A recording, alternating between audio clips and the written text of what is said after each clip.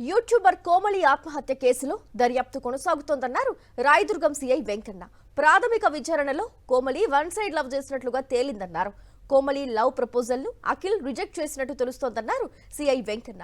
అయితే వీరిద్దరి మధ్య ఘర్షణలు పడిన సంఘటనలున్నాయా అనే కోణంలో దర్యాప్తు చేస్తున్నామన్నారు. కోమలి ఆత్మహత్య కేసులో మరిన్ని విషయాలు వెలుగులోకి వచ్చే అవకాశం ఉందంటున్న రాయదుర్గం సీఐ వెంకన్నతో మా ప్రతినిధి Ravichandra face to face. YouTuber Komali ఆత్మహత్య వెనుక ఏం జరిగింది, ఆమె గతంలో కూడా ఒకసారి ఆత్మహత్య యత్నానికి ఒడిగట్టిందా అంటే ఆ అంశానికి సంబంధించి మనం రాయదుర్గ ఎస్ఐ వెంకట సార్ వారిని తీసుకో. సార్ ఏం జరిగింది సార్, అంటే ఈ ఆత్మహత్య వెనకాల ఏం జరిగింది? ఈ కోమలి అని చెప్పేసి అమ్మాయి ప్లస్ అదేవిధంగా తను వైజాగ్ సంబంధించిన అమ్మాయి. అదేవిధంగా 2023లో అఖిల్ రెడ్డి అతను కూడా వైజాగ్ సంబంధించి, వీళ్ళిద్దరు అక్కడ పరిచయం ఫ్రెండ్స్ వాళ్ళు. తర్వాత ఉద్యోగరీత్యా ఉద్యోగం కోసం అబ్బాయి హైదరాబాద్ షిఫ్ట్ అయ్యాడు. అదేవిధంగా స్టడీ కోసం అమ్మాయి కూడా ఇక్కడ షిఫ్ట్ అయింది. అదే ఫ్రెండ్షిప్ కంటిన్యూ అవుతుంది. మధ్యలో తను 2024లో అతనికి ప్రపోజ్ చేయడం జరిగింది. బట్ అతను వేరే సమ్ అదర్ ఇష్యూస్ వల్ల అతను ఇంట్రెస్ట్ లేడు, నో అని చెప్పాడు. బట్ సీ ఈజ్ ఫోర్సింగ్, కంటిన్యూగా అదే ఫోర్స్ చేస్తుంటే అతను ఒప్పుకోవట్లేదు అని చెప్పేసి మే 2025లో తను ఒకసారి సూసైడ్ అటెంప్ట్ కూడా చేసింది. అప్పుడు వాళ్ళకి ఆ పేరెంట్స్ కూడా ఆ అబ్బాయిని అడిగారు, మరి నువ్వు ఇష్టం ఉంటే చేసుకోవచ్చు కదంటే లేదు లేదు నాకు ఇంట్రెస్ట్ లేదని చెప్పి అతను క్లియర్గా చెప్పడం జరిగింది. అప్పుడు వాళ్ళ మమ్మీ ఈ అమ్మాయిని మందలిచ్చింది, అబ్బాయిని కూడా మందలించింది.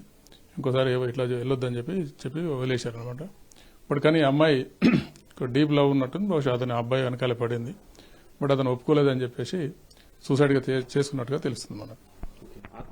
ఆత్మహత్య కంటే ముందు కూడా ఆ అబ్బాయితో ఫుడ్ డెలివరీ కోసం అంటే ఏదో ఫుడ్ ఆర్డర్ చేయమని ఇది కూడా చర్చ జరిగినట్టు తెలుస్తుంది. కానీ వాళ్ళిద్దరు ఫ్రెండ్స్, వాళ్ళు రెగ్యులర్ మాట్లాడుకుంటారు, కలిసి ఉంటారు అప్పుడప్పుడు. బట్ ఎక్సెప్ట్ ఇక మ్యారేజ్ విషయం తప్ప రిమైనింగ్ వాళ్ళకి చాలా క్లోజ్ ఫ్రెండ్స్, కలిసే ఉంటూ ఉంటారు. ఆ సందర్భంలో అలాంటి జరిగి ఉండొచ్చు. అంటే ఈ అమ్మాయి వన్ సైడ్ లవ్ అనుకోవచ్చా, లేదంటే ఆ అబ్బాయికి ఇష్టం లేదంటే దీన్ని బట్టి ఏం అర్థం చేసుకోవచ్చు? ఇప్పుడు మనకున్న విట్నెస్ ప్రకారం, ఎవిడెన్స్ ప్రకారం ఆ అబ్బాయికి అయితే ఇష్టం లేదని తెలుస్తుంది. ఆ అమ్మాయి తన డైరీలో కూడా అదే రాసుకున్నది, అతనికి ఇష్టం లేదు, బట్ నాకు అతను కావాలి, అతను ఎన్ని రోజులకైనా నా ప్రేమను అర్థం చేసుకుంటాడని చెప్పి ఆశిస్తున్నాను, నేను అతని కోసం వెయిట్ చేస్తాను, ఐఎమ్ వెయిటింగ్ ఫర్ హిమ్ అని చెప్పేసి రాసుకున్నాను అనమాట.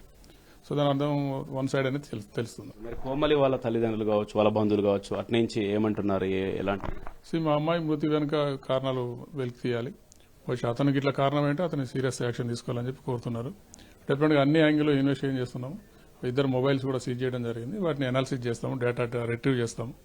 అందులో ఒకవేళ అతను హరాస్మెంట్ చేసినట్టు కానీ అబాట్మెంట్ చేసినట్టు కానీ ఉంటే డెఫినెట్గా యాజ్ పర్ లా అతని మీద క్రిమినల్ యాక్షన్ తీసుకోవడం జరుగుతుంది. మరి అఖిల్ కూడా కొద్దిసేపు క్రితం విచారించడం కూడా తెలుస్తుంది. ఏం చెప్తున్నాయి ప్రాథమికంగా?